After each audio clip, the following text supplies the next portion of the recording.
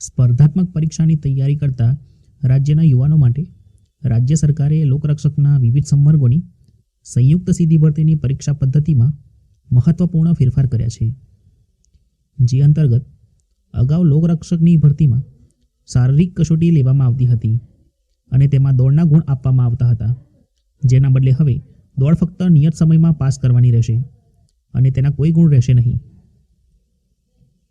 આ ઉપરાંત પહેલાં શારીરિક કસોટીમાં ઉમેદવારોના વજનને પણ ધ્યાને લેવામાં આવતું હતું, જે હવે રદ કરવામાં આવ્યું છે.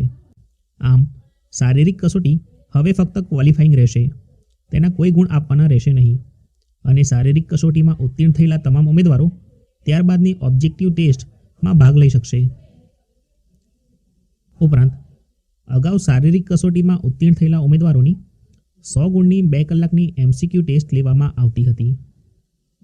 તેના બદલે હવે 200 ગુણનું 3 કલાકનું ઓબ્જેક્ટિવ MCQ ટેસ્ટનું એક જ પેપર લેવામાં આવશે અને આ પેપર ભાગ A અને ભાગ B એમ 2 ભાગમાં વિભાજિત હશે અને દરેક ભાગમાં પાસ થવા માટે ઓછામાં ઓછા 40% ગુણ ફરજિયાત લાવવાના રહેશે.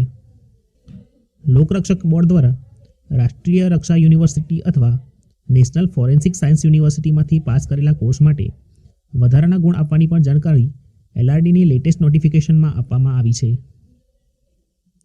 આ સાથે જૂના પરીક્ષા નિયમોના વિષયો પૈકી psychology, sociology, IPC, CRBC, evidence act જેવા વિષયો રદ કરીને બાજુની સ્લાઇડમાં દર્શાવ્યા મુજબના મુખ્ય વિષયો રાખવામાં આવ્યા છે.